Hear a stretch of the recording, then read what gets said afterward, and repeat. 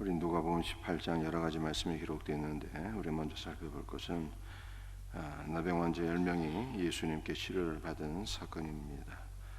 11절 말씀이에요. 예수께서 예루살렘으로 가실 때 사마리아와 갈릴리 사이로 지나가시다가 한 마을에 들어가시니 나병 환자 10명이 만나 예수를 만나 멀리 서서, 이 나병 환자는 오늘날의 문둥병과는 약간 다르기도 하지만 지금 문둥병, 나병을 포함해서 좀 더 확대된 개념으로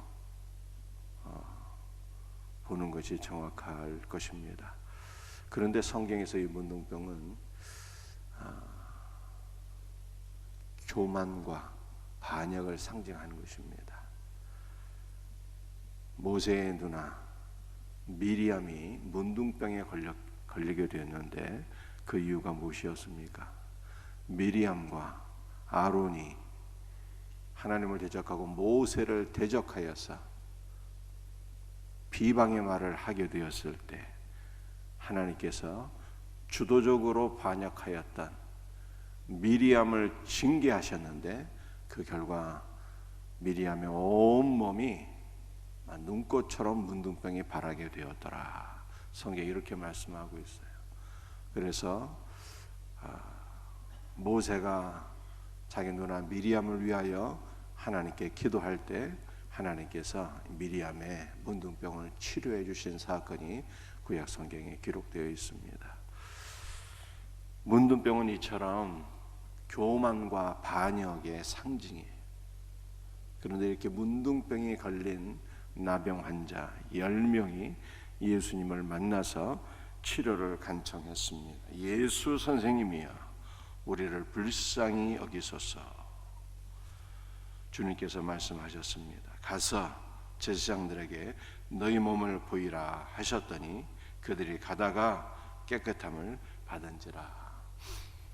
여러분들 문둥병은 고침을 받았다고 끝나는 것이 아니라 고침을 받고 난 이후에는 제사장들에게 가서 나병이 확실하게 나았는지 검진을 받아야 되고 그 다음에 나병 환자를 또 정결하게 하는 예식을 거쳐야 되는 것입니다. 그러므로 우리 예수님께서 나병 환자들에게 가라 말씀하셨어요.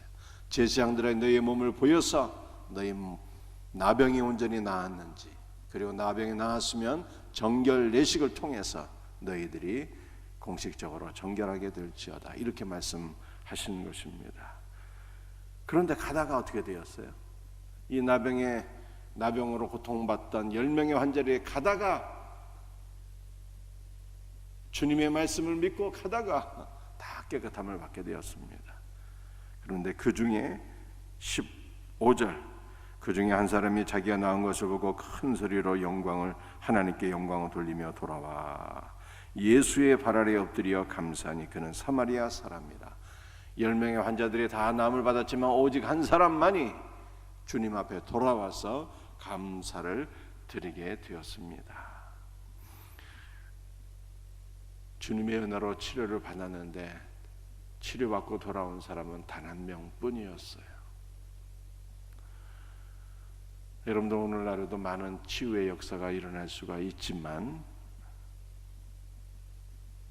그러나 참으로 중요한 것은 무엇일까요? 어떤 기적이 나타나는 것이 중요한 것이 아니라, 치유의 역사가 나타나는 것이 중요한 것이 아니라 주 예수를 찾는 믿음이 중요한 거죠. 주님께로 돌아오는 것이 중요한 거예요. 주님께로 돌아와서 주님께 감사하고 주님을 사랑하고 주님과 연합되어서 참 믿음의 사람이 되고 그리스도의 신부가 되는 것이 중요한 것이다 라고 하는 것을 오늘 성경에 말씀하고 있는 것입니다. 그러므로 우리 성도들은 치유의 역사가 있든 없든 오직 그리스도께로 돌아가고 오직 그리스도를 사랑하고 오직 그리스도와 연합된 그리스도의 신부로 살아가기를 주 예수의 이름으로 축복합니다. 그런데 예수님께서 이렇게 말씀하셨어요. 10사람이 다 깨끗함을 받지 아니하였느냐? 그 9은 어디 있느냐?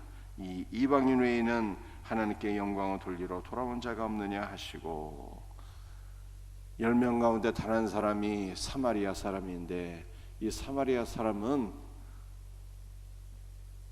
절반은 유대인이고 절반은 유대인이 아니라 할 수도 있습니다. 왜냐하면 이 사마리아 사람들은 이방 민족과 이제 피가 섞였기 때문에 사실은 유대인들에게 많은 배척을 당하게 되었죠. 그러나 사실은 사마리아 사람들만 피가 섞인 것이 아니거든요. 이방인과 피가 섞인 사람들이 아니었어요. 저 북쪽에 있는 갈릴리에 있는 사는 사람들도 아수르의 침략을 받아서 다 피가 섞이게 되었고요. 그러면 남쪽에 있는 유대인들은 피가 섞이지 않았을까요? 그렇지 않습니다. 남쪽에 있는 사람도 사실은 다 피가 섞였어요. 바벨론에 의해서 나라가 침략을 받아서 남유다도 멸망하게 되었고, 다 포로로 끌려가게 되었고, 포로 생활 70년 만에 돌아오게 되었고, 다 피가 섞인 자들이에요. 그런데 예수님께서는 이 사마리아 사람을 가리켜서 이방인이라고 표현하셨잖아요. 피가 섞였기 때문에 이방인이었을까요? 사실은 사마리아 사람 외에도 다 피가 섞였는데요. 여러분들, 이방인이라고 하는 것이 무슨 뜻일까요? 이 이방인 외에는 하나님께 영광을 돌리러 돌아온 자가 없느냐라고 말씀하셨는데, 이방인이라고 하는 단어가 알로게네스, 알로라고 하는 건 다르다라고 하는 뜻이고요, 게네스라고 하는 것은 종족이라는 뜻이에요. 그러니까 다른 종족, 다른 인류다라고 하는 뜻입니다. 다른 종족, 다른 인류. 이것을 다른 말로 바꾸게 되면요, 신인류가 되는 거예요. 신인류. 여러분들, 누가 신인류인 것입니까? 예수님을 만나서 이 교만의 문둥병이 치료받고 그리스도를 사랑하고 그리스도와 연합되고 그리스도의 신부가 된 자, 이 사람이 바로 신인류야. 신인류라는 것이 무엇입니까? 보라, 이전 것은 지나갔으니 새 것이 되었다 그러잖아요. 새 것. 저와 여러분이 이전에 우리의 옛사람은 정결이 되고 새 사람이 된 것이 새 것이 되었습니다. 바로 이 새 것이 신인류예요. 이방인이 바로 이 신인류라는 거예요. 그래서 본문에 나타난 이방인이라고 하는 것은 신인류, 예수 그리스도와 연합된 신인류, 새 것이 되었다는 거예요. 여러분들, 신인류가 되기 위해서는요, 필요한 것이 무엇일까요?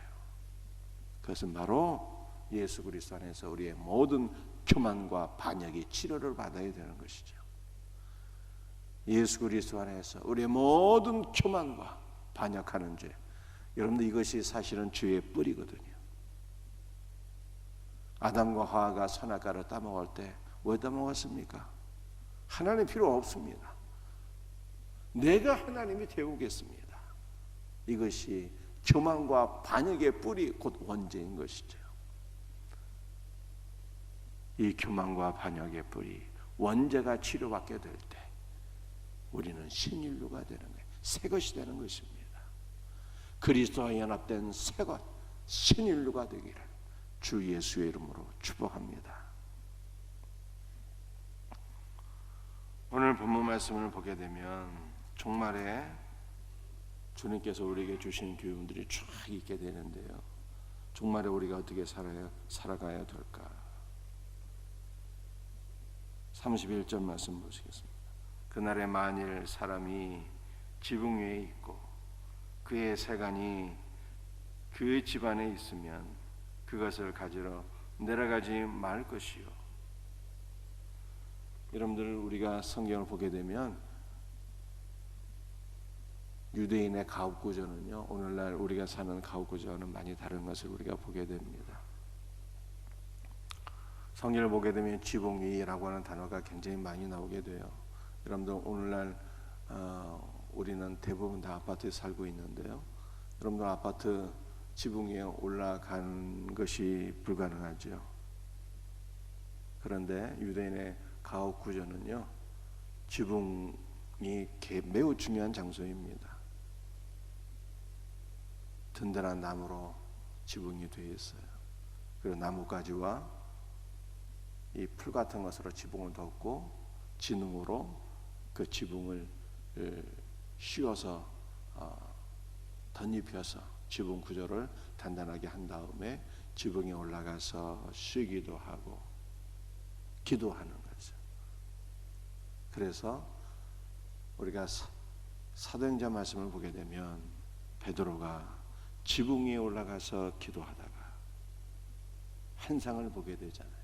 하늘로부터 그릇이 내려오는데 그 그릇 안에 각종 유대인들이 먹지 못할 가증한 짐승들이 다 들어있는데 하늘로부터 음성이 들리기를 베드로야 일어나 잡아먹어라 라고. 주여, 내가 이 가증한 것을 먹은 적이 없는데 어떻게 먹으라고 하십니까? 지붕 위에 올라가서 기도하다가 환상을 보게 되잖아요. 그 지붕은 이처럼 유대인들이 많이 이용하는 장소입니다. 지붕이 평평해요. 그래서 올라갈 수 있어요. 그곳에 올라가서 쉬기도 하고 기도하는 그러한 장소가 바로 지붕이에요. 그래서 지붕 위에 올라간다는 것은 바로 하늘을 바라보고 기도하는 것, 영적인 소통의 장소, 기도하는 장소, 이것을 가리키는 것입니다. 지붕 위에 있고 우리가 하늘에 속한 사람이 되어서 하나님과 소통하는 것, 하나님과 교제하는 것, 기도하는 삶을 가리키는 것입니다. 지붕 위에 있는 자는 어떻게 하라고 말씀하고 있습니까? 그의 세간이 집 안에 있으면 그것을 가지러 내려가지 말 것이요. 지붕 위에 있는 자는 세간을 가지러 집 안으로 들어가지 말라, 이렇게 말씀. 언제? 종말에 집 안에 있는 세간살이들은 어떤 육적인 것을 가리키는 거예요. 옛 것을 가리키는 것입니다. 율법을 가리키는 것입니다. 세상의 것들을 가리키는 것입니다. 종말에 우리는 어떻게 살아야 되는 것입니까? 육적인 것을 쫓지 말고, 세상적인 것을 쫓지 말고, 율법을 쫓지 말고, 우리는 하늘에 속한 자로서 주님과 교통하며 주님과 교제하며 하늘에 속한 자로 기도하며 살지라 라고 하는 것을 성경이 말씀하고 있는 것입니다. 여러분들, 종말에 우리는 어떠한 삶을 살아야 되는 것입니까? 31절 하반절이죠. 밭에 있는 자도 그와 같이 뒤로 돌이키지 말 것이니라. 복음서에 이와 비슷한 말씀이 또 있는데요. 손에 쟁기를 잡은 자는 뒤를 돌아보지 말라고 또한 말씀하셨어요. 밭에 있는 자, 손에 쟁기를 잡고 밭일을 하는 자는요, 뒤를 돌아보지 말라는 거예요. 여러분들, 우리는 오직 앞만을 바라보고 살아야 돼요. 우리의 모든 사역에서, 우리의 모든 일터에서, 우리의 모든 삶의 영역에서 오직 주 예수 그리스도만 바라보고 살아야 되는 것입니다. 사람 바라보고 살면 실족하고, 세상 바라보고 살면 실족하고, 환난과 풍파를 바라보면 실족하고, 우리는 오직 주 예수 그리스도를 바라보고 소망할 때 담대한 믿음으로 승리하게 되는 거예요. 뒤를 돌아본다라고 하는 것은요, 세상을 돌아본다는 뜻이죠. 그래서 롯의 처가 구원을 받지 못했잖아요. 뒤돌아오다가 그 소돔과 고모라 성에 싸우는 그 많은 물질을 너무 아쉬워서 뒤돌아보다가 소금 기둥이 돼버리고 말았어요. 그러므로 우리는 세상의 것을 바라보고 사는 자가 아니에요. 오직 주 예수 그리스도만을 바라보고 소망하며 살아가는 복된 성도가 되기를 주 예수의 이름으로 축복합니다. 33절 말씀. 무릇 자기 목숨을 보존하고자 하는 자는 잃을 것이요 잃는 자는 살리리라. 목숨보다 더 중요한 것이 없을 것 같은데, 목숨을 보존하는 자는 반드시 잃을 것이다. 그러나 잃는 자는 살리라, 이렇게 말씀하고 있어요. 아니, 목숨이 중요한데 왜 목숨을 보존하는 것이 좋은 것 같은데 잃어버리라 이렇게 말씀하고 있을까요? 여러분들 여기에 나온 목숨은 성경에서 말씀하고 있는 영적 생명을 가리키는 단어가 아닙니다. 이것은 푸시케, 우리의 혼 생명을 가리키는 거예요. 여러분들 사람은 영과 혼과 육신으로 되어 있잖아요. 종말에 우리는 혼으로 사는 자가 되어서는 안 된다는 뜻입니다. 여러분들 혼이라고 하는 것은 무엇일까요? 지정의를 가리키는 거예요. 이것은 다르게 표현하게 되면 우리가 신앙생활을 우리 육신의 의지로, 우리의 모든 삶을 우리의 육신의 의지와 노력으로, 나의 지식과 나의 수단과 나의 방법으로 하려고 해서는 안 된다는 뜻입니다. 신앙생활은 우리의 모든 삶은 나의 지식과 나의 의지와 나의 노력으로 되는 것이 아니에요.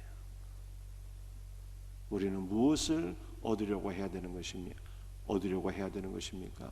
그리스도의 영을 받고 그리스도의 생명을 얻어서 내 안에서 그리스도께서 나의 삶을 이끌고 나가시는 이 놀라운 은혜를 경험할 때 우리가 사는 거예요. 그러므로 바울이 말씀하기를 오직 의인은 믿음으로 말미암아 살리라 하였느니라. 믿음으로 그리스도의 영과 생명을 취하여 그 그리스도의 생명으로 살아간다는 뜻이, 우리의 모든 일을 가정에서도 그리스도의 영과 생명으로, 자녀를 양육하는 것도, 직장 일을 하는 것도, 교회를 섬기는 것도, 우리의 모든 삶의 영역에서 나의 수단과 나의 방법과 나의 노력이 아닌 그리스도의 영의 놀라운 은혜 가운데 그리스도께서 보여주시는 놀라운 생명과 능력을 힘입어 하나님의 모든 것으로 하나님의 일을 감당하는 거예요. 이것이 종말을 살아가는 성도들의 삶이에요. 오늘 크게 두 가지. 첫 번째는 우리 안에 있는 모든 교만과 반역을 치료받아야 신인류 새 것이 된다라고 하는 것. 그리스도를 사랑하고 그리스도와 연합되고 그리스도를 따르는 신인류가 된다라고 하는 것. 크게 두 번째는 종말을 살아가는 성도의 삶인 것입니다. 종말을 살아가는 성도의 삶은 세 가지. 하늘에 속한 자로 살아가야지 세상 것을 취하는 자가 되어서는 안 된다. 세상 것을 따르는 자가 되어서는 안 된다. 우리 종말을 살아가는 성도의 삶은 오직 그리스도를 바라보고 소망하는 것이니 뒤돌아보면 안 된다. 마지막 세 번째, 종말을 살아가는 성도의 삶은 인간의 의지와 노력과 수단과 방법으로 사는 것이 아니라 그리스도의 영과 생명으로 살아야 된다라고 하는 것입니다. 이 놀라운 은혜가 우리 모두에게 있기를 주 예수의 이름으로 축복합니다. 기도하시겠습니다.